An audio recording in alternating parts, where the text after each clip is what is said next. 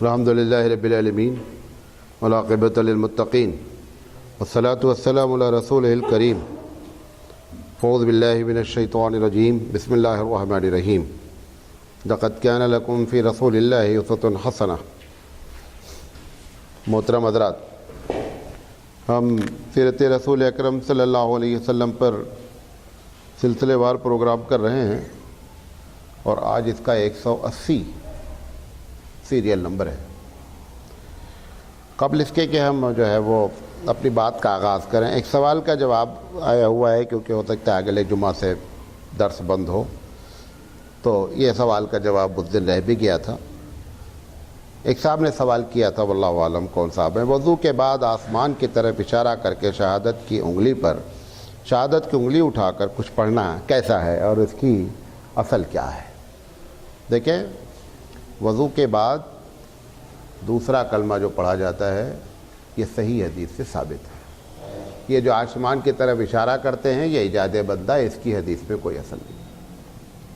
بعض لوگ وہ مسئلے کو سمجھتے ہیں کہ چونکہ نماز میں اشہد ان لا الہ الا اللہ آتا ہے تو آدمی انگلی اٹھاتا ہے، لہذا وہ یہاں بھی اپنی مرضی سے انگلی اٹھا رہے ہیں، اس کی کوئی شرعی حیثیت نہیں ہے، اور اگر کوئی سنت سمجھ کے کر رہا ہے تو گناہ ہے، اگر جہالت پہ کر رہا ہے تو بند کرنا چاہیے۔ ٹھیک ہے،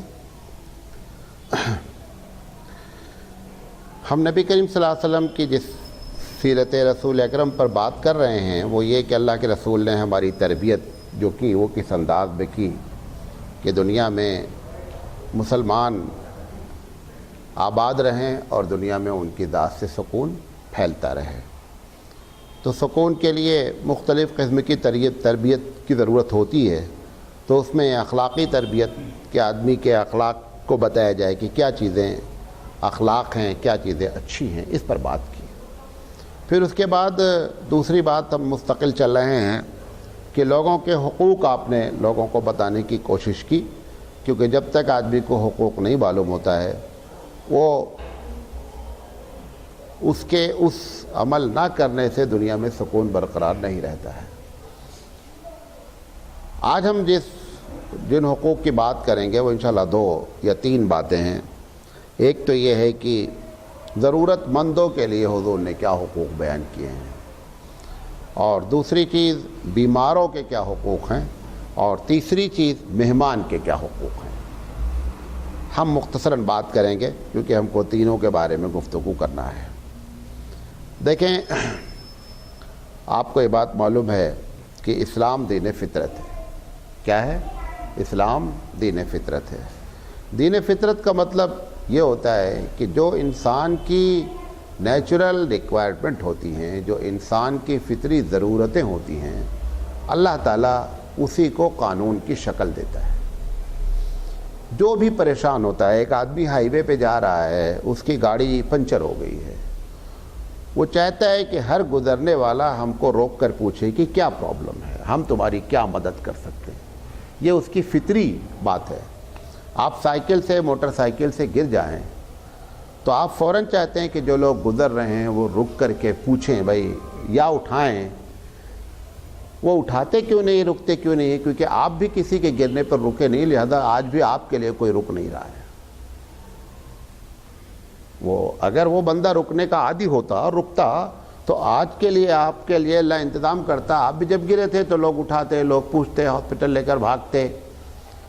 تو انسانی جو ضرورتیں ہوتی ہیں اللہ کے رسول نے اس کو کبھی فرضیت کے درجے میں قانون بنا دیا اور کبھی آپشنل درجے میں۔ آپشنل مطلب کہ کریں گے تو ثواب ملے گا، دونوں درجے بیان کیے گئے۔ تو جو بھی پریشان ہوتا ہے فزیکلی بھی، جسمانی لحاظ سے یا یہ کہ مالی لحاظ سے، وہ یہ چاہتا ہے کہ ہمارے دوست، ہمارے احباب، ہمارے محلے والے کم سے کم میری مدد کریں۔ جب یہ لوگ 3 آدمی مدد نہیں کرتے ہیں تب وہ بھیک کی طرف مائل ہوتا ہے۔ وہ جو بھیک مانگ رہا ہے، ایک تو پیشہ ہے، اس سے ہم بحث نہیں کر رہے ہیں، وہ جو دوسرا جو حقیقت میں پریشان ہے اور بھیک مانگنا نہیں چاہتا ہے، تو جب یہ لوگ اس کی مدد نہیں کرتے ہیں تو پہلی شکل وہ اختیار کرتا ہے قرض لینے کی۔ جب قرض سے گاڑی نہیں چلتی ہے تو دوسرا درجہ کیا اختیار کرتا ہے؟ بھیک مانگتا ہے۔ اب اگر اس کے قرضہ لینے میں اور بھیک مانگنے میں یہ تینوں لوگ جانتے تھے اور نہیں مدد کی تو تینوں گنہگار ہوں گے۔ ایک بھائی ہے، اس کے پاس پیسے بھی ہیں، دوسرا ہمارا بھائی جو میں نے آپ کو 6 رشتے بتائے تھے، یاد ہے نا؟ رحم، وہ بڑی امپورٹنٹ بات ہے وہ، کہ ایک رحم سے پیدا ہونے والے وہ بھائی بہن، باپ کے رحم سے پیدا ہونے والے چچا اور پھوپھی، وہ 2 ہو گئے، ماں کی رحم سے پیدا ہونے والی خالہ اور ماموں، یہ 6 ہو گئے، اور یہ 6 کے بچے۔ ان میں اگر کوئی پریشانی ہے اور ایک آدمی اس لائق ہے کہ وہ اس کی مدد نہیں کر رہا ہے تو گنہگار ہو جاتا ہے۔ یہاں پر جو ہم بات کر رہے ہیں یہ 6 کے علاوہ کی بات کرنے جا رہے ہیں آپ سے۔ اسلام کوئی کوزے کا مذہب نہیں ہے، کوئی چھوٹا مذہب، انٹرنیشنل مذہب ہے، انٹرنیشنل لیول پر بات کرتا ہے۔ اب پوری دنیا میں جو پریشان ہیں، آپ کا شہر کا بھی ہو سکتا ہے، آپ کے ملک کا بھی ہو سکتا ہے، دنیا کا بندہ بھی ہو سکتا ہے، تو ضرورت مندوں کے لیے انسانی ضرورت، کیونکہ انسانی فطرت ہے کہ ہم جب پریشان ہوتے ہیں تو ہم چاہتے ہیں لوگ ہماری مدد کریں، تو لازم تھا کہ اسلام جو چیلنج کرتا ہے کہ میں فطری مذہب ہوں تو انسان کی فطرت کے مطابق قانون بنانا چاہیے، اس نے یہ قانون بنایا۔ اب وہ کیا قانون ہے وہ بات آپ سے کر رہے ہیں۔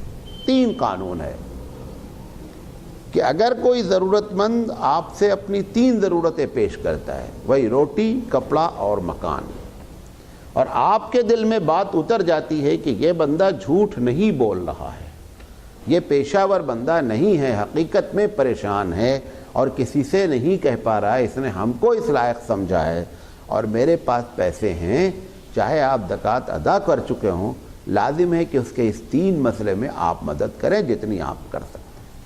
وہ کیا ہے؟ کھانا، کپڑا اتنا کہ بدن ڈھانک سکے، مکان اتنا کہ سر چھپا سکے ہوا، دھوپ اور پانی سے۔ یہ 3 چیزیں لازم ہیں، اس کے بغیر اگر کوئی آدمی، مطلب یہ تینوں بات کسی نے کہی، اس میں مسلمان کی بھی قید نہیں ہے، دنیا کا کوئی آدمی بھی ہو سکتا ہے، کسی مذہب سے تعلق رکھ سکتا ہے۔ اللہ کے رسول صلی اللہ علیہ وسلم نے اس کی بڑی فضیلت بیان کی۔ ترمذی شریف کی روایت ہے، اللہ کے رسول فرماتے ہیں واللہ فی عون العبد، واللہ فی عون العبد، اللہ ما کان العبد فی عون اخیہ، کہ اللہ اس بندے کی مدد کرتا ہے جب تک وہ اپنے بھائی کی مدد کرتا ہے۔ یہاں پر مسلمان کا لفظ استعمال نہیں کیا گیا، پوری دنیا کے لوگ بھائی بھائی ہیں، مسلمان اس میں سمجھ لو ایک سمجھانے کے لحاظ سے سگا بھائی ہے آپ کا، سمجھو، بقیہ پوری دنیا بھائی کے درجے میں داخل ہے۔ لہذا اللہ کے رسول صلی اللہ علیہ وسلم نے اسی کے بارے میں اب وہ حدیث جو کل نقل کی تھی کہ اللہ کہتا ہے میں بھوکا تھا تم نے کھانا نہیں کھلایا، وہاں پر رشتہ دار کا ذکر نہیں ہے کہ رشتہ دار سے سوال کرے گا، بلکہ وہاں پر کیا ہے؟ انسان، کہ آپ کے سامنے ایک اپیل آئی تھی اور آپ کے دل میں بات بھی اتر گئی تھی کہ بندہ سچ کہہ رہا ہے، لیکن اس کے باوجود بھی ہم نے اس کی مدد نہیں کی تھی۔ اللہ کہتا ہے اگر تم اس کو کھلاتے تو مجھے کھلاتے، اسے پہناتے تو مجھے پہناتے، اس کو پلاتے تو مجھے پلاتے۔ لہذا تینوں کو اس بندے کی خدمت کو پروردگار عالم نے اپنی خدمت کی طرف منسوب فرمایا۔ لہذا یہ بات یاد رکھیں کہ حاجت مندوں کے لیے اللہ کے رسول نے یہ بات فرمائی۔ اس کے بعد ہم بیمار کے حقوق آتے ہیں۔ بیمار کے حقوق، سب سے پہلے تو بیمار کے ساتھ شریعت نے جو تنگی تھی دنیا کے دوسرے مذاہب میں، اس تنگی کو پہلے ختم کیا۔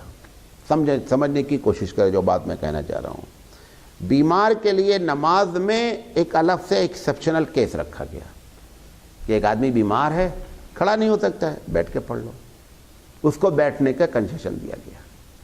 اچھا بیٹھ کے نہیں پڑھ سکتے ہو، لیٹ کے پڑھ لو، لیٹ کے نہیں پڑھ سکتے ہو، اشارے سے پڑھ لو۔ یہ کنسیشن دنیا کی کسی عبادت، کسی بھی مذہب میں بیمار کو نہیں دیا گیا ہے۔ کرنا ہے تو ایسے ہی کرنا، نہیں کرنا، لیکن کرنا ہے تو ایسے ہی کرنا ہے۔ یہ دیکھیں، یہی وہ چیزیں ہیں جس کا نام ہے کہ اسلام دین فطرت ہے. ایک بیمار کھڑا نہیں ہو رہا ہے تو فطرت کا تقاضا ہے کہ وہ بیٹھ کر کرے گا, تو اس کو قانون بیٹھ کر آنا چاہیے. نہیں تمہاری نماز اتنی ہوتی, کھڑا ہونا ہے چاہے مر جاؤ. ایسا نہیں ہے, ایسا نہیں ہے. آپ بیٹھ کر پڑھیں, اشارے سے پڑھیں, لیٹ کر پڑھیں. یہ اللہ نے نماز عبادات میں اس نے کیا دی, چھوٹ دی ہے. اچھا, وضو میں چھوٹ ہے. ایک آدمی بیمار ہو گیا, پانی استعمال نہیں کر سکتا. پانی نہ استعمال کرنے کی دو وجہ ہو سکتی ہے. ایک وجہ یہ ہے کہ اگر پانی استعمال کرے گا تو جو بیماری ہے وہ بڑھ جائے گی, جس ڈگری پر بیماری ہے اس سے آگے چلے جائے گی, لہذا اس بنیاد پر وہ وضو کر رہا ہے, وضو کے بجائے تیمم کر رہا ہے. یا یہ کہ اس کو خطرہ لاحق ہے کہ اگر ہم پانی استعمال کریں گے تو مر جائیں گے. ایسا ایک واقعہ حضور کے زمانے میں ہوا. مسئلہ نہیں معلوم تھا, وہ بندہ زخمی تھا, سر میں زخم تھا, پانی اس کے لیے سخت مضر تھا, اور مسئلہ پوچھا گیا, دوسرے صاحب نے غلط مسئلہ بیان کر دیا, انہوں نے نہا لیا اور ان کا انتقال ہو گیا. حضور صلی اللہ علیہ وسلم نے اس پر سخت بات کہی کہ آپ نے اتنا کیوں سختی برتی؟ ان کا ہم کوئی معلوم نہیں. تو اس وقت سے یہ مسئلہ ہے کہ ان دونوں مسئلے میں ہمارے پاس یہ گنجائش ہے. روزے میں بیمار کے لیے آپ دیکھیں الگ سے اللہ تعالیٰ نے قانون بنایا. بیمار ہیں تو آپ روزہ, دو طرح کی بیماری ہو سکتی ہے. ایک بیماری یہ ہے کہ وقتی ہے, ایک بیماری یہی ہے کہ پرماننٹ. جیسے بڑھاپا پرماننٹ بیماری ہے, اس نے اس میں کیا کہہ دیا کہ آپ اس کے بدلے پہ فدیہ دے دیں. ٹھیک ہے. اب ایک آدمی جب بوڑھا ہے تو ایسا تو ہے نہیں کہ آگے جتنا دن بڑھتا جائے گا آگے چل کے جوان ہونے کے چانس ہیں, لہذا اس کو پرماننٹ کنسیشن دیا گیا کہ اگر وہ روزہ نہیں رکھ سکتا ہے تو وہ اپنی جگہ پہ کیا کر دے, فدیہ دے دے. اگر فدیہ دینے کی پوزیشن میں بھی نہیں ہے, مطلب ایک آدمی کے پاس پیسے ہی نہیں ہیں, تو اللہ تعالیٰ سے توبہ کرے, اللہ تعالیٰ سے دعا مانگے کہ اللہ میرے پاس اس پوزیشن نہیں ہے, اس کو معاف کر دے. ایک روایت ہے, حالانکہ ہمارے سبجیکٹ سے ریلیٹڈ نہیں ہے. ایک صحابی غریب تھے, اتفاق سے بیوی سے ان کے تعلق ہو گئے رمضان میں دن میں. اب وہ آ کر اللہ کے رسول صلی اللہ علیہ وسلم نے کہا ایسی سی بات ہو گئی, تو حضور نے فرمایا کہ آپ اس کا کفارہ ادا کیجئے. کیا کفارہ ہے؟ آپ جو ہے وہ غلام آزاد کے, کہا غلام تو ہے. کہا کہ ایسا کرو 60 روزے رکھو پہلے تو. کہا انہوں نے کہا کہ ایک میں تو یہ حالت ہوئی, تو میں 60 مزید رکھا رہے ہیں. میں اتنا ہی طاقتور ہوتا تو یہ غلطی کا ایک ہوتی. اب آپ مزید اگر 60, وہ بھی 60 روزے میں ہمارے یہاں مسئلہ کیا ہے کہ 60 روزے آپ کو کنٹینیو رکھنا ہے. اچھا, وہاں سے حضور نے ان کو چھوٹ دی, ٹھیک ہے 60 نہیں رکھ سکتے تو دوسرا. اب اس کے بعد جب کہا 60 مسکین کو کھانا کھلا دو, تو انہوں نے کہا کہ ہمارے پاس تو پیسے نہیں ہیں. کہا اچھا ٹھیک ہے, تو میں تمہارے لیے انتظام کر دوں. اب یہ کفارہ تو پے کرنا ہے. تو اللہ کے رسول نے کہا ٹھیک ہے, ہمارے پاس کوئی رقم ایسی آئے گی, غلہ پانی آئے گا, میں آپ کو دے دوں گا جا کر. وہ اتفاق سے ایک صاحب نے اونٹ پر لدا ہوا مال لا کر کے دیا. حضور نے کہا وہ صاحب کہاں گئے بھائی, وہ جنہوں نے غلطی کی ہے؟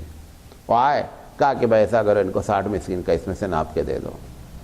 لے لیے. بولے اس کو اللہ اس کو کس کو کھلانے کا ہے؟ کہا مسکین کو. کہا میرے علاقے میں ہم سے زیادہ کون بھی مسکینچ نہیں, میں ہی سب سے بڑا مسکین ہوں. تو اللہ کے رسول مسکرائے, کہا جاؤ تم ہی کھا لو. تو آپ دیکھیں فطری طور پر کس طریقے سے اسٹیپ بائی اسٹیپ اس کے ساتھ معاملہ کیا گیا. ایسا نہیں ایک دم جو ہے وہ ڈنڈے کی طریقے سے, نہیں صاحب اب تو تم کو یہی کہ 60 روزہ رکھنا ہی رکھنا ہے. کیسا چھوٹ دیا ہو اللہ کے رسول صلی اللہ علیہ وسلم نے, کس طریقے سے آپ نے گفتگو. یہ بتاتی ہے بات کہ اسلام دین فطرت ہے. اب اس کے پاس پیسہ نہیں ہے, اس کے پاس میری حدیث میں ایک دوسری حدیث ہے نا کہ اس کو صدقہ نہیں کرنا چاہیے جو خود صدقے کا محتاج ہے. اسی بنیاد پہ تو ہمارے یہاں حناف کیا فتویٰ ہے کہ صدقہ فطر وہی دے گا, رمضان والا صدقہ فطر وہی دے گا جو کہ صاحب نصاب ہوگا. یہ الگ بات ہے تھوڑا سا زکوٰۃ میں اس میں فرق کیا گیا, لیکن یہ کیا بات ہے کہ غریب آدمی اس کو صدقہ فطر آوے وہ اٹھا کر کے دوسرے کو دے. تو اس لیے ہمارے یہاں باقاعدہ یہ روایت ہے کہ جو جو خود صدقے کا محتاج ہے، یہی دلیل ہے ہماری یہ حدیث کہ جو خود صدقے کا محتاج ہے وہ صدقہ بیچارہ کیا کرے گا؟ تو اللہ کے رسول صلی اللہ علیہ وسلم نے اس طریقے سے حاجت مندوں کی بات کی۔ اب بیماریوں، ہم بیماری کی بات کریں تو نماز میں یہ چھوٹ دی گئی، وضو میں یہ چھوٹ دی گئی، روزے میں چھوٹ دی گئی کہ بھئی آپ بیمار ہیں، بعد میں اس کی کیا کر لیجئے، قضا کر لیجئے۔ روزہ کوئی چھوڑ دے جان بوجھ کر کے، طاقت والا، حضرت علی کرم اللہ وجہ فرماتے ہیں کہ پوری زندگی روزہ رکھے تو اس ایک روزے کو کور نہیں کر سکتا۔ یہ قضے کے بارے میں سب کا اتفاق ہے کہ اگر عذر شرعی کی بنیاد پر قضا کر رہا ہے تو اس روزے میں اس روزے میں کوئی فرق نہیں، کوئی سال کے جس دن بھی روزہ رکھ رہا ہے۔ اس میں کچھ لوگوں نے قید لگائی ہے کہ جیسے ہی وہ اس بیماری سے فارغ ہو جائے اب اس کو ڈیلے نہیں کرے، فوراً کیا کر لے، روزہ رکھ لے۔ اچھا، یہ تو گویا کی تنگی سے پہلے حقوق ادا کیے گئے۔ اب بیمار کے لیے حقوق الگ الگ متعین کیے اللہ کے رسول صلی اللہ علیہ وسلم نے۔ سب سے جو بڑی بات فرمائی، اللہ کے رسول فرمایا کہ جب ایک مومن کو تکلیف پہنچتی ہے تو پروردگار عالم یہاں تک فرمایا کہ اگر کانٹا بھی چبھتا ہے تو اس تکلیف سے اس کو کیا ہوتا ہے، ثواب ملتا ہے۔ ایک دوسری حدیث ہے کہ یہ جو بعض لوگ بیمار ہوتے ہیں اور بیماری کھنچتی ہے، لمبی ہوتی ہے، غالباً بخاری کی روایت ہے، اللہ کے رسول صلی اللہ علیہ وسلم فرماتے ہیں کہ وہ بیماری کھنچنے کی ایک بنیادی وجہ یہ ہوتی ہے کہ اللہ اس کے ذریعے اس کے گناہوں کو کیا کر رہا ہے، ڈیلیٹ کر رہا ہے اور اس کو جنت میں داخل کرنا چاہ رہا ہے۔ اس بنیاد پر وہ بیماری میں مبتلا کر کے اس کو کیا کرتا ہے، اس لیول میں لا کے کھڑا کر دیتا ہے۔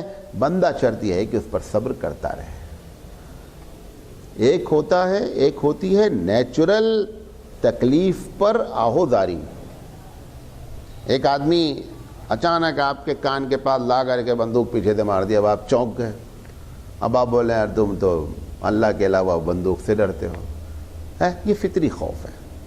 حضرت موسیٰ نبی ہیں، سانپ ڈال دیا جادوگروں نے، موسیٰ گھبرا کر کے پیچھے ہٹ گئے، اللہ نے کہا ڈرو نہیں، کچھ نہیں ہے، چپ کے۔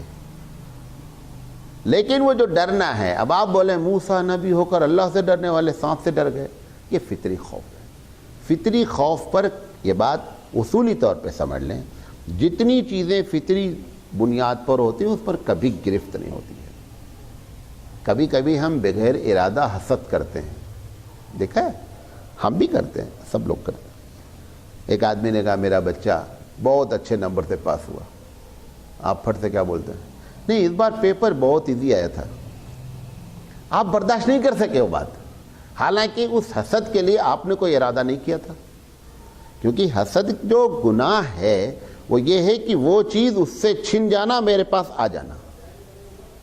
اب وہ بندہ پھر کہہ رہا ہے نہیں پیپر تو بہت مشکل تھا، تو بولتا نہیں مارکنگ بہت ایزی کی گئی اس بار۔ یہ ساری چیزیں کیا ہیں، نیچرل حسد ہیں، یہ ممکنات میں سے ہیں آدمی کے، جو ان کو بھی کنٹرول کر لیتے ہیں وہ بڑے بزرگ ہو جاتے ہیں۔ مولانا تھانوی علیہ الرحمہ نے کہا ہے کہ اگر ایسا حسد کسی سے ہو جائے کہ وہ ایک بات بولا، آپ جو ہے اس کے جواب میں کھٹ سے ایک دوسری بات، بعض لوگ نہیں بولتے تو اندر ہی سوچ لیتے ہیں کہ اب کیوں اس کی ہمت نہیں ہو رہی ہے کہنے کی، اندر سوچ لیتا ہے نہیں وہ اصل میں کیا ہے نا کہ اس بار چیٹنگ بہت ہوئی ہے۔ تو اگر ایسا ہو جائے تو انہوں نے کہا کہ یقینی بات ہے، جب بہت غور سے اس جملے کو سنیے گا، یقینی بات ہے کہ وہ آدمی جس نے ارادے سے حسد نہیں کیا ہے تو اس کی کوئی سبیل ہونی چاہیے نا، وہ بندہ سوچے گا یار میں تو بے مطلب گنہگار ہو رہا ہوں۔ تو مولانا تھانوی علیہ نے کہا اب اس کا حل یہ ہے کہ جس کے بارے میں اس نے یہ سوچا کہ اس نے چیٹنگ کی، اس کے لیے وہ دعائے مغفرت کرے تو آپ کے دل کا علاج ہو جائے گا۔ آپ حقیقت میں اگر حاسد نہیں ہیں، اور یقینی بات ہے کہ اگر ارادتاً حسد کیا تو کہے اس کے لیے تم دعا مانگو گے۔ بات سمجھے میں نے جو کہنا چاہ رہا ہوں؟ تو اس طریقے سے تکلیف پر جو صبر کی بات ہے نا، وہ صبر کا مطلب کیا ہے، ایک نیچرل تکلیف آہ نکل سکتی ہے، آنسو نکل سکتا ہے، اللہ کے رسول کے بیٹے کا انتقال ہوا، صبر کا پہاڑ ہیں اللہ کے رسول، آنکھوں سے رونے لگے، صحابہ نے پوچھا یہ کیا ہے، وہ بھی یہی سمجھے تھے کہ صبر کی ڈیفینیشن کیا ہے کہ آنسو نکلنا ہی نہیں۔ بھئی آنسو آپ کے بس میں نہیں ہے، یہ نیچرل چیز ہے، خوشی میں بھی نکل سکتا ہے، غمی میں بھی نکل سکتا ہے۔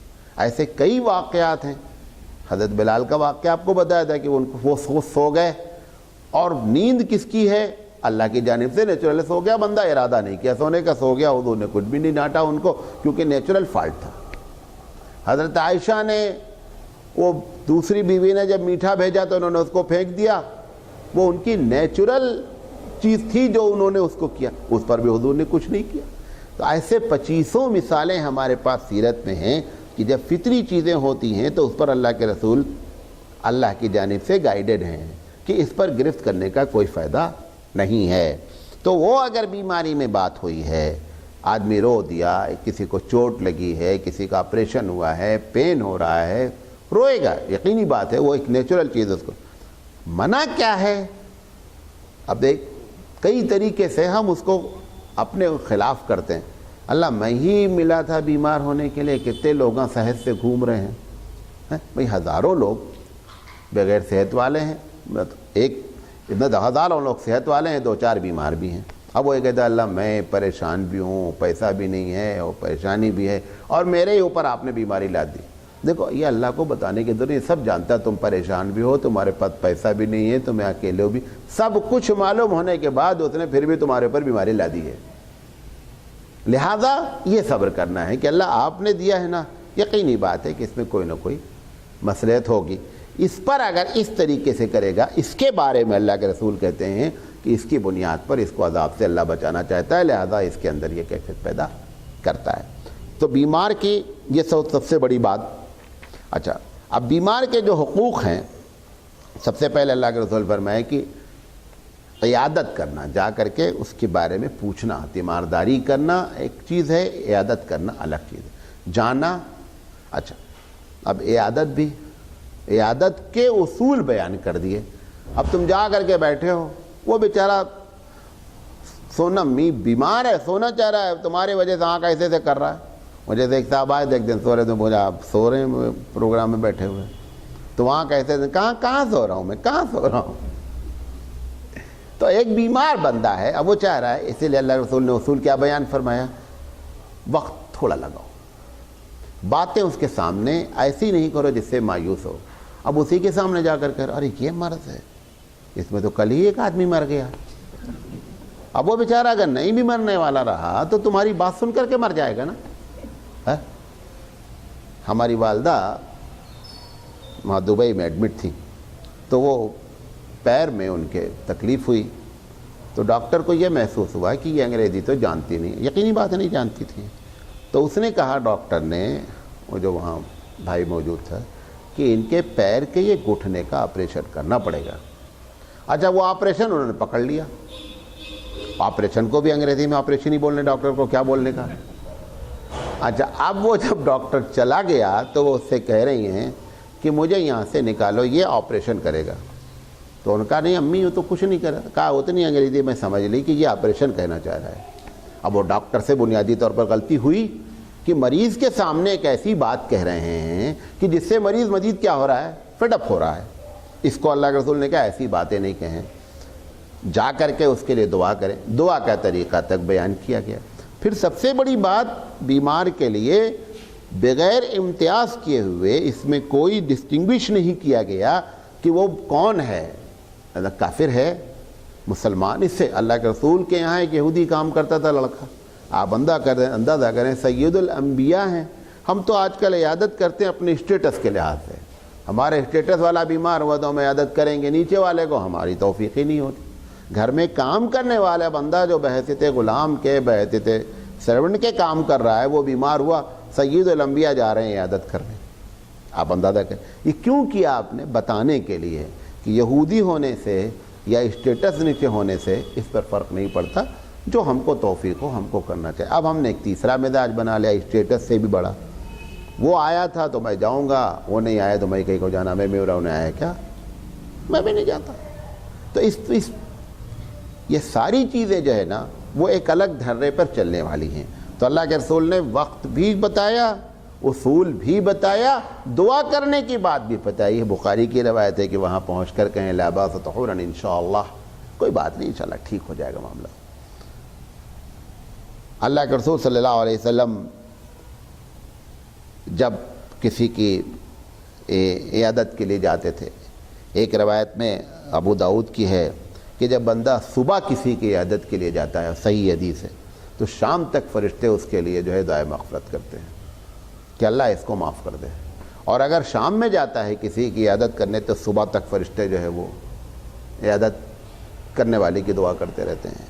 حضرت سعد ابن معاذ رضی اللہ تعالیٰ عنہ جب بیمار ہو گئے تو حضور نے ان کو گھر سے مسجد بلا لیا اور مسجد کے آنگن میں خیمہ لگوا دیا کہ تاکہ زیادہ سے زیادہ لوگ ان کو وزٹ کریں اور ان کو بھی ثواب ملے. یہ جب اس کے دماغ میں آخرت ہوتی ہے نا تو وہ ہر جگہ سے کلیکٹ کرتا ہے. کہاں؟ کیا چیز؟ ثواب. جب آخرت اس کے دل، جب آخرت نہیں رہتی تو یہ سب کہانی کس سے ہیں، کچھ نہیں ان کی حقیقت. ایک تاجر آپ دیکھیں وہ جو میل لگاتا ہے دکان میں، کس وجہ سے؟ وہ چاہے 5 ہی پیسہ ملے، اس کے لیے اس نے میل لگانے کے لیے سب کچھ 5 پیسہ ادھر سے آئے گا، 2 پیسہ سب ملا کر کے دن بھر میں 500 روپے ہو جائیں گے. ایسے ہی ثواب بھی کلیکٹ ہوتے ہیں چھوٹے چھوٹے چھوٹے چھوٹے، اور وہ ہو کر کے کیا ہوتے ہیں؟ پھر اکٹھا ہو جاتے ہیں. تو اللہ کے رسول نے یہ حدیث بیان فرمائی کہ جب وہ صبح کو جاتا ہے تو شام تک فرشتے اس کے لیے دعا کرتے ہیں، اور اگر شام میں جاتا ہے تو صبح تک فرشتے کیا کرتے رہتے ہیں؟ دعا کرتے رہتے ہیں. میں نے ایک صاحب سے بات کہہ دی تو بولے کہ پورے دن دعا کرنے کی کیا ضرورت مولانا، ایک مرتبہ فرشتے کر دیے تو ٹھیک ہے نا. لوگ بھی ایسا ٹپیکل سوال، ویسے چاہیں وہ بہت زیادہ دوسرے مسئلے میں، لیکن جب اسلام کے بارے میں، حدیث کے بارے میں سوال کریں گے تو ویری ٹپیکل کوسچن کریں گے. تو انہوں نے کہا مولانا وہ دن بھر کیوں دعا کرتے رہتے ہیں، ایک مرتبہ کر دیے تو پھر ہم نے کہا کہیں اللہ لکھا ہے کہ فرشتے دعا کر دیں گے تو اللہ مجبور ہے معاف کرنے کے لیے. بھائی تم دعا کرو یا فرشتے دعا کریں، نہ اللہ فرشتے کا محتاج ہے، نہ فرشتے کے انڈر میں، نہ تمہارے انڈر میں ہے. ہمارا کام ہے اپیل کرنا. تو فرشتے دن بھر اپیل کرتے رہتے ہیں کہ شاید کوئی ایک والی بھی قبول ہو جائے، اس لیے وہ کہا گیا ہے یہ ضروری فرشتے اللہ کے نیچے ہیں، اللہ کے اوپر نہیں ہیں. بہرحال یہ بیت کی بات آ گئی. تو اس طریقے سے، اور ایک مسلم شریف کی روایت ہے، اللہ کے رسول صلی اللہ علیہ وسلم نے فرمایا ہے کہ اللہ قیامت میں کہے گا کہ اے آدمی، اے بندے، میں بیمار تھا تو آیا نہیں. بولا اللہ آپ کا بیمار ہوتے ہیں، میں کہاں سے آنے کا؟ کہا وہ فلاں آدمی بیمار ہوا تھا جو تمہارا جاننے والا تھا، لیکن تم جا کر کے اس کو دیکھے نہیں نا. اگر تو حدیث میں آتا ہے کہ اگر تم وہاں جاتے، مسلم شریف کی روایت ہے، اگر تم اس کو وزٹ کرتے، تم اس کی دیکھ بھال کے لیے جاتے تو تم مجھے وہاں پاتے. سمجھے؟ لہذا اللہ نے آپ یہ سب باتیں برابر پڑھیں اور سنیں. آپ دیکھیں کہ بندے کی خدمت کو اس کے پہلے بھی بیان کیا کہ اس کے بھوک کو اس نے کہا مجھے کھلاتے، اس کے کپڑے پہنانے کو اللہ نے کہا مجھے پہناتے. یہاں پر اس کی بیماری کے وقت میں جانے کو وہ کہہ رہا ہے کہ تم مجھے دیکھنے آتے. یہ گویا کہ اس قسم کی باتیں. تو یہ باتیں اگر سب ہوتی ہیں تب انسان کے کیریکٹر پر اثرات ہوتے ہیں. اب یقینی بات ہے یہ ساری باتیں جب کرو گے تو کرپشن کہاں سے دنیا میں آئے گا؟ جو اسلام چاہ رہا ہے کہ سکون کی زندگی دنیا میں ہو، وہ کرپشن کہاں سے آئے گا؟ نہیں آئے گا. یہ سب چیزیں ہم نے کیا کر رکھی ہیں؟ سب چھوڑ رکھی، جس کی وجہ سے مختلف انداز سے کرپشن دنیا میں پنپ رہا ہے. اچھا، دوسری چیز، آخری چیز، مہمانوں کے بارے میں. مہمانوں کے بارے میں مختصر بات آپ کے سامنے رکھتا ہوں. مہمان جب آ گئے آپ کے گھر میں تو دل کی کیفیت کیا ہے؟ ثواب وہاں سے اسٹارٹ لیتا ہے. آپ دیکھتے ہی مصیبت، اب آپ سمجھ یہ بھی کہہ رہے ہو کہاں مصیبت، اور پیسہ بھی خرچہ کر رہے ہو، یہ اس کا کچھ بھی فائدہ نہیں. گویا کہ پانی میں پیسے ڈال رہے ہیں. ٹھیک ہے، تو سب سے پہلے مہمان کے آنے پر اندر سے خوش ہو. مہمان اللہ بھیجتا ہے.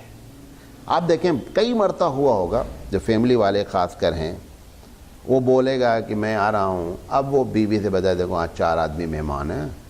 اب بیوی میں ان میں ٹگ آف وار شروع ہو گیا، رسہ کشی.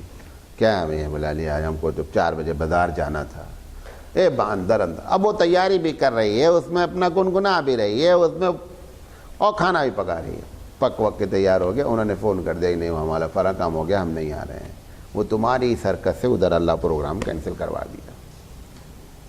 جب تم دل سے نہیں اچھا یہ جو ایسے لوگ ہوتے ہیں یہ حقیقت میں اللہ کے بھیجے ایمان ہوتے ہیں. جب ایسے پروگرام کینسل ہوتا ہے وہ حقیقت میں بندہ صحیح معنی میں اللہ کی طرف سے مہمان تھا تمہارے گھر میں, تم نے اس کی دل سے اندر سے عزت نہیں کی, لہذا پروگرام نے اللہ نے ایک ایسا سسٹم چلا دیا کہ اس کا پروگرام ہی کیا کر دیا, کینسل ہو گیا.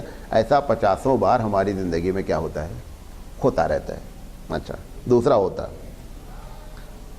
اندر سے ٹینشن میں پکا رہی ہیں, کھانے میں ذائقہ ہی نہیں آنا ہے, کھانے میں ذائقہ ہی نہیں آنا ہے, تیل بھی خوب ڈال رہی ہیں, مسالہ بھی ڈال رہی ہیں, چھوٹے کا گوشت بھی پک رہا ہے, ذائقہ نہیں آنا ہے. کیوں؟ کیونکہ وہ بندی جو پکا رہی وہ اندر سے ٹینشن میں پکا رہی ہے. ویسے بھی نہیں, ٹینشن میں کوئی کام کرے تو کوئی کام سیدھا نہیں ہوتا, کھانا بھی سیدھا نہیں پکتا. یہ بھی وجہ ہوتی ہے کہ جب یہ مہمان کے ساتھ ایسا ٹینشن ہوتا ہے تو وہ ٹیسٹ ڈالنے والا اللہ ہے, وہ ٹیسٹ ہی نکال لیتا ہے, اور کبھی کبھی نمک مرچا تیز کرا دیتا ہے. یہ ساری کیفیت پیدا ہوتی ہیں جو ڈیلی ہم کیا کرتے ہیں, کھیلتے رہے.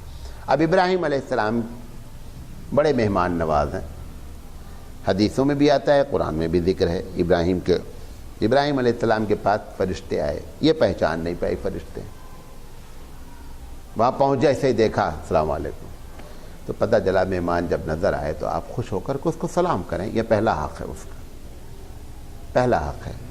اچھا اب اس کے بعد یقینی بات ہے کہ جو جیسا وقت ہے, اس وقت جو ہوتا تھا جب مہمان آیا ہے, دور سے آیا ہے, سفر کر کے آیا ہوگا, تھکا ہوگا, تو پانی دانا جو بھی رکھنا ہے, کھانا جو بھی رکھنا ہے, وہ انتظام اس کا کیا جائے گا. تو مولانا سید سلیمان ندوی علیہ الرحمٰن علیہ کا ہے کہ اس کھانے کا انتظام چھپ کر کے کرنا چاہیے. اب اسی کے سامنے ہم لڑکے بلا رہے ہیں, اچھا دیکھو 2 پیکٹ بسکٹ لے آؤ.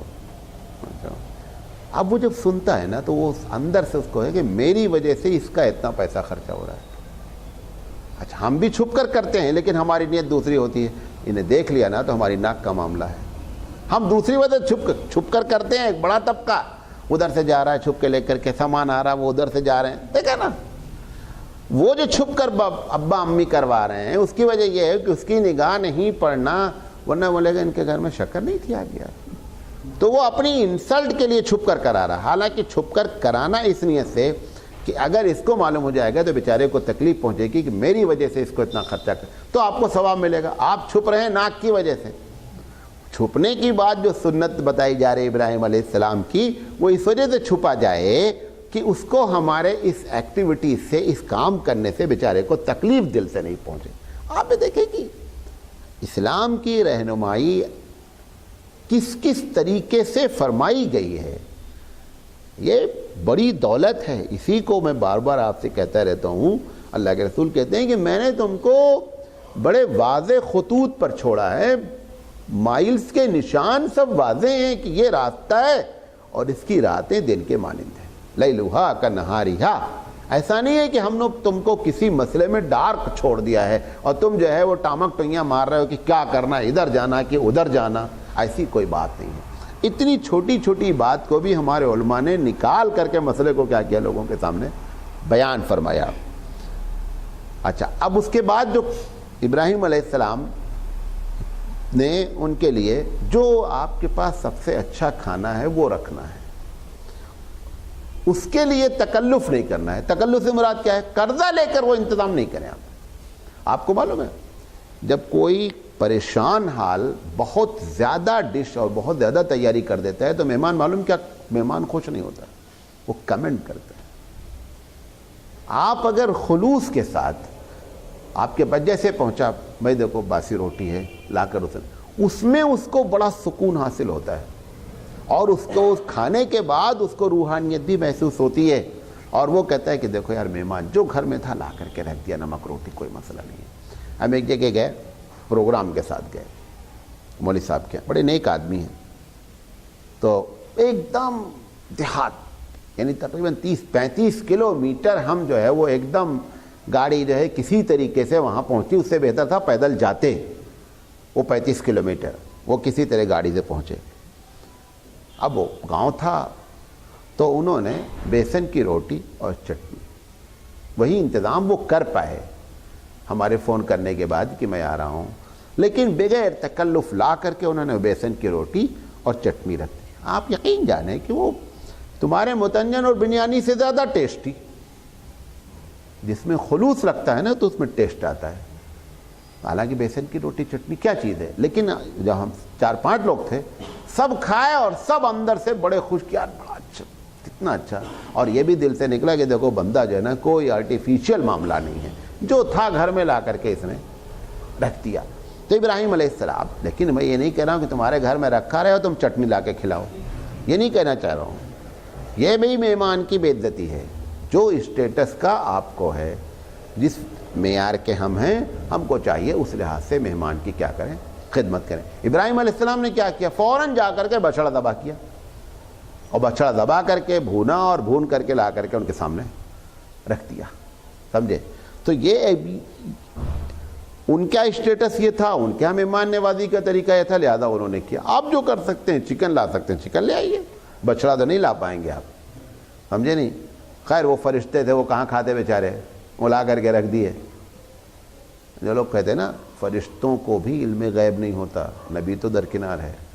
وہ جب پکانے وکانے دوڑنا تھا تو فوراً فرشتوں کو منع کرنا تھا نا کہ اتنا کہاں بے مطلب کا ٹرک, ہم تو ایک بوٹی بھی نہیں کھائیں گے, اور کھائیں گے تو ٹوائلٹ کہاں جائیں گے بھائی, فرشتے ہیں, جنت میں رہنے کا ہے.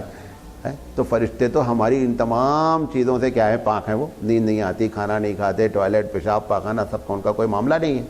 خیر وہ لا کر کے انہوں نے رکھ دیا. انہوں نے کہا میں کھاتے نہیں. ابراہیم علیہ السلام اللہ کے دفاع ہو جیسا منہم خیفہ, ابراہیم ڈر گئے. کیوں؟